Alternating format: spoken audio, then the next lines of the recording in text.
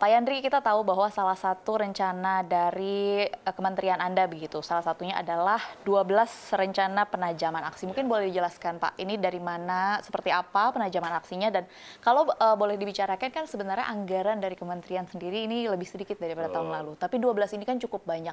Kira-kira bagaimana Anda mengeksekusinya? Ya, saya kira yang pertama itu kan, yang saya mau bangun pertama itu komitmen ya. Komitmen semua elemen atau semua unsur di Kementerian Desa ini, ayo sama-sama kita kompak. Kemudian tidak ada lagi hal-hal yang tidak kita inginkan terjadi, misalkan jual beli jabatan, sogok menyogok, kemudian saling menjatuhkan. Itu yang perlu saya yakinkan semua komponen atau semua stakeholder yang ada di Kementerian Desa ini, mulai dari menterinya, wakil menterinya, sekjen, dirjen, sampai ke pendamping desa. Nah, memang kalau dari segi lihat postur anggaran di Kementerian Desa dan Penanggulangan Daerah Tertinggal, itu ada penurunan. Tahun berjalan dengan 2023 itu hampir 3 triliun lebih. Nah, ketika tahun depan, tahun 2025, hanya sekitar 2,1 triliun. Itu pun 1,4 triliun lebih itu sudah teralokasikan untuk gaji pendamping desa. Jadi nyaris ya sekitar 600 miliar lah, itu pun sudah gaji di sana, kemudian semua keperluan kementerian di situ. Tapi saya sebagai menteri yang dipercaya oleh Bapak Prabowo, tentu nggak akan menyerah. Saya sekarang keliling terus desa, baik itu desa yang sudah mulai maju, mandiri, berkembang, bahkan desa tertinggal pun saya kunjungi. Dari saya keliling ini, Mbak Dina, saya hakul yakin tidak mesti kita dengan APBN yang terbatas, terus kita menyerah, nggak boleh. Nah, kemarin saya misalkan datang ke desa tepian Langsat namanya. Memang desa itu daerah yang ya sinyalnya antara ada dan tiada, lebih banyak nggak adanya. Saya mengalami itu kan karena saya nginep di desa saya. Jadi sebagai menteri desa, saya hampir 2 bulan ini kalau kunjungan ke daerah, kalau saya nggak kembali ke ibu kota atau nggak kembali ke rumah saya di Serang, Banten, saya nginep di desa. Saya belum pernah nginep di hotel di daerah, belum. Di rumah warga ya? Di rumah warga atau di rumah kepala desa.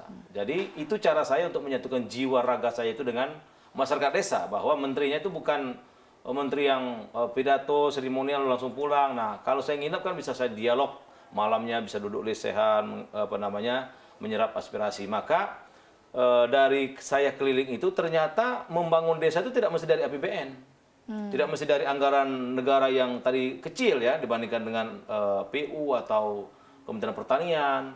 Nah, saya contoh tadi misalkan Tepian Langsat. Tepian Langsat itu dia punya badan usaha milik desa. Omsetnya per tahun tuh hampir kemarin itu 150 miliar. Bersih untungnya itu 28 miliar bersih untungnya. Kalah ini bisnis apa tuh yang di Jakarta 20 miliar kayak saya kan belum pernah saya dapat untung 20 miliar per tahun. Nah, kenapa mereka bisa? Ternyata kepala desa namanya Pak Jeki Hamzah ini membangun inovasi kerjasama dengan pihak perusahaan. Di situ banyak sawit. Nah, mereka menamakan desa sawit. Bayangkan kemarin saya menyerahkan 67 alat berat. Di antaranya itu dump truck sama eskavator. Itu sudah milik BUMDes. Nah, artinya tidak mesti dari APBN anggaran kecil itu kita menyerah untuk membangun desa. Saya bergeser lagi misalkan ke desa Perangat Baru. Di situ ada namanya sentra kopi luwak. Nah, juga kerjasama dengan Pertamina, dengan perhotelan, itu bagus. Saya geser lagi ke desa Long Anai. Di situ ada rumah coklat yang punya badan usaha milik desa juga. Kerjasama dengan pihak ketiga. Di awal saya 1 minggu saya dilantik, saya ke desa Ngoran. Di Ngelegok, Kecamatan Ngelegok, Kabupaten Blitar, Jawa Timur. Mereka yang dulu desa itu miskin, tapi karena mereka berimprovisasi, melakukan inovasi yang bagus, kulit sapi yang awalnya tidak ada harganya dijual ke pasar itu jadi kerupuk kulit. Nah, sekarang mereka, Mbak Dina, dibuat kendang jembe. Kendang itu loh, yang untuk musik itu. Diekspor ke China, ke Tiongkok. 1 tahun mereka dapat 18 miliar. Bersih. Nah, saya juga ke desa Kembang Belor. Saya juga nginep di Kembang Belor tuh. Nginep. Ya, kalau nginep itu kan ngember sendiri kan. Nggak ada AC-nya. Lantai biasa. Jadi itu cara saya itu. Nah, di Kembang Belor itu tanpa menggunakan dana desa, tanpa menggunakan APBD, tanpa menggunakan APBN desa itu. Dulu desa itu desa miskin dianggap jin buang anak, kira-kira gitu. Tapi mereka kompak, guyup, mereka patungan per rumah tangga, membuat modal desa wisata itu. Sekarang mereka setiap bulan, setiap rumah gajian. Ada yang dapat 3 juta, ada yang dapat 8 juta, setiap rumah loh. Nah, saya lihat nggak ada lagi miskin. Dan kunjungan wisata di situ 62.000 per bulan. Oke. Nah, setelah saya datang ke sana, saya kasih ide lagi, saya bilang Pak Kades, ini kemungkinan bisa kunjungan wisata bisa 100.000 lebih, asalkan Pak Kades buat yang begini. Nah, jadi saya, Mbak Dina, datang ke desa itu, yang sudah maju saya buat lagi konsep desa lebih maju, yang belum maju saya bikin konsep lagi supaya desa itu maju. Saya langsung kasih ide, begini Pak Kades, begini Pak RT, begini Pak BPD. Jadi, hakul yakin saya dengan kemitraan, kolaborasi, kekompakan, desa itu akan maju.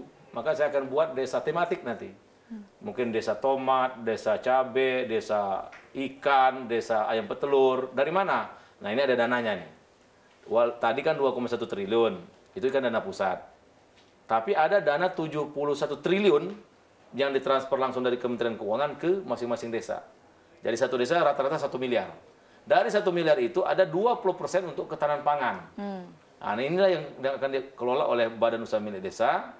Tadi kalau di desa itu potensinya ikan nila, ya ikan nila. Untuk apa? Makan siang bergizi nanti. Kalau desa itu jadi sentra padi, coba kita sudah bekerjasama dengan Kementerian Pertanian supaya dia swasembada beras. Sehingga nanti bisa menyuplai bahan baku makan siang bergizi. Kalau di situ misalkan bisa peternakan lele. Nah, intinya saya hakul yakin semua desa itu punya potensi asal kita melakukan pendampingan pemberdayaan. Gitu. Oke.